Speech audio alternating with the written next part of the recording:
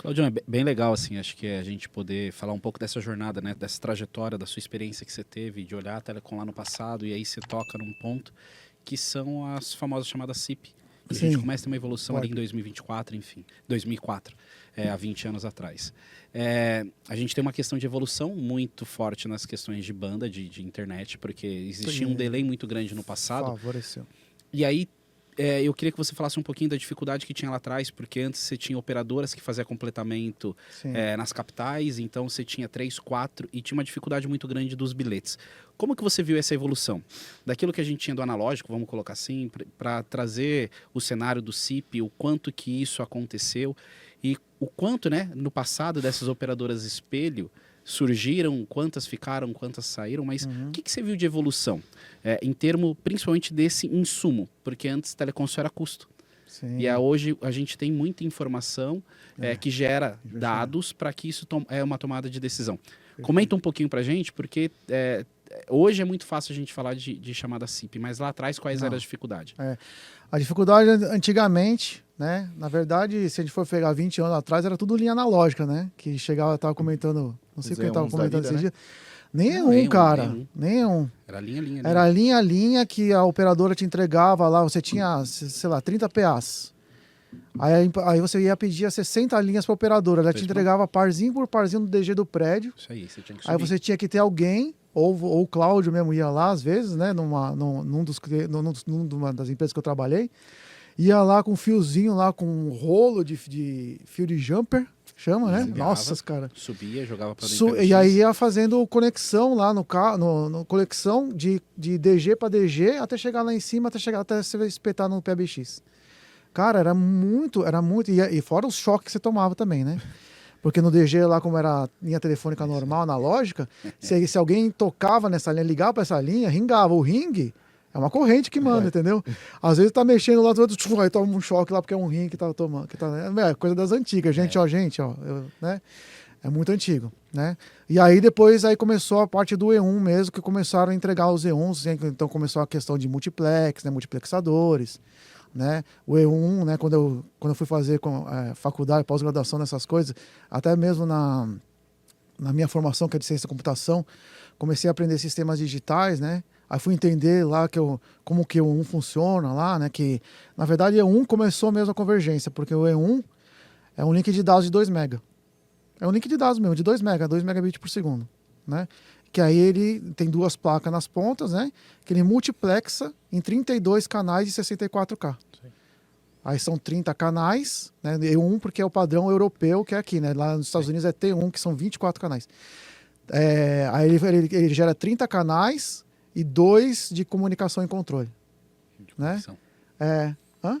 Não, vai fazendo as conexões. Isso, que aí ele fala com qual canal fala com qual. Não, são esses 2 canais de controle e de sincronismo também, né? Aí que eu aprendi, eu falei assim, nossa senhora, é com que eu trabalho, né? Pô, eu tô vendo na faculdade uma coisa que tá lá na minha vida, lá na empresa lá que eu tô trabalhando. Aí que começou a me dar mais esse punch, assim, de telecom mesmo, né? E aí, né, veio os E1s, né? E aí dentro dessa convergência tecnológica lá para 2004 e começou a vir o SIP mesmo, só que bem precário. Por quê? Como você bem falou, a banda não ajudava. Mas você tinha o que é a banda? A banda de internet, na banda de... A velocidade da internet. Ou não só da internet, mas das redes locais também que tinha nas empresas. Porque naquela época também era 10 mega... Era a evolução do speed. Não, até as máquinas da rede local também rodavam em 10 mega, half, cheio de ruído, cheio de problema lá, que quando era a voz, para rodar bem lá, ela é real time, entendeu? Né? Eu tô falando com você aqui, você tá me ouvindo na hora aqui, né? Se falar, você não vai entender. Sim, entendi. Né? Entendeu o que eu tô falando? Né? Então, assim, se tem muito ruído no caminho, se não tiver bom, você não vai me entender. É igual o pessoal lá que tá nos assistindo. Se você falar aí a conexão não tiver boa, automaticamente ele não vai conseguir ouvir lá e o chat vai flodar aqui um monte de... Exatamente. Aí a gente fala com quem? O pessoal... É o Baço lá do passado. Eu tô falando muito perto. Então. Aí essa questão de ruído, né? Tudo mais. Então lá, naquela época, como as redes, tanto as redes locais, os switches antigos e tudo mais, né? E também a internet era muito precária, tudo banda não aguentava o tamanho dos pacotes de voz e a velocidade, a latência que tem que chegar, né? Então aqui eu tô falando que você tem que chegar na hora aqui, senão você não me entende, né? Que aí é o princípio da comunicação, né? Perfeito.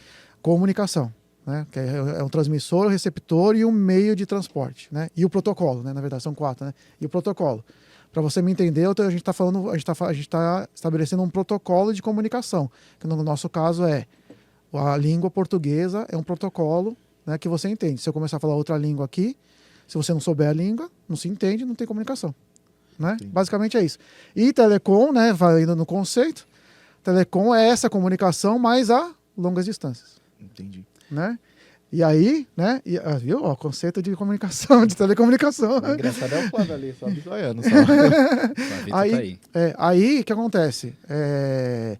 Com o advento de mais banda, de mais equipamento, mais throughput, que chama, né? Que a throughput é capacidade de transmissão, né?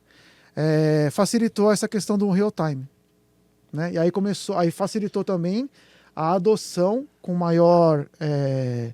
em maior quantidade, né, do protocolo de VoIP, né, que não foi o SIP no começo. Sim. Foi um outro protocolo que chama H323, que ele tinha uma peculiaridade que ele não era um protocolo padrão para todo mundo, cada um tinha o seu. Então a Ericsson tinha o dele, a Avaya tinha o dele. Então um aparelho IP lá que tinha na época lá antigo, se era Avaya, só falava com a Avaya.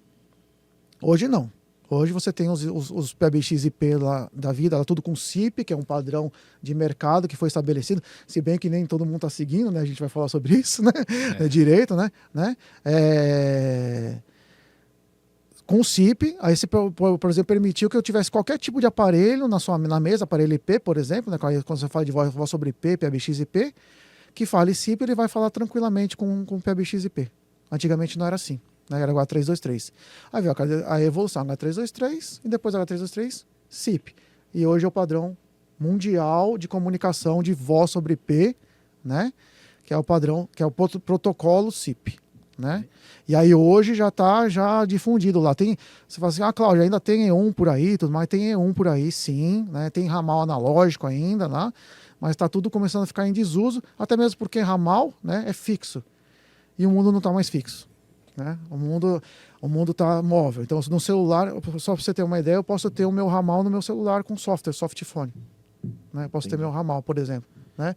Então, tem muito essa questão de mercado, que também está matando alguns mercados e está surgindo novos mercados. Né? Sempre visando minha melhor comunicação, minha melhor telecomunicação, né? Agregando também mobilidade, né? E interoperabilidade também, porque quando você já está na rede IP, você pode agregar também serviços e outras funcionalidades que agregam o protocolo IP. Por exemplo, hoje você já pode ir lá pelo browser, né? Você clica lá num botão e ele te pede para habilitar um microfone, né?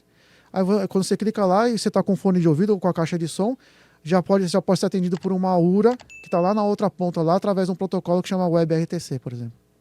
Entendi. Que é o protocolo de VoIP para browsers, por exemplo. Isso você pode usar também, né? Então, assim, a gama de funcionalidades e de possibilidades, hoje com a banda larga e com o protocolo SIP, aumentou, assim, escalou absurdamente, entendeu? Né?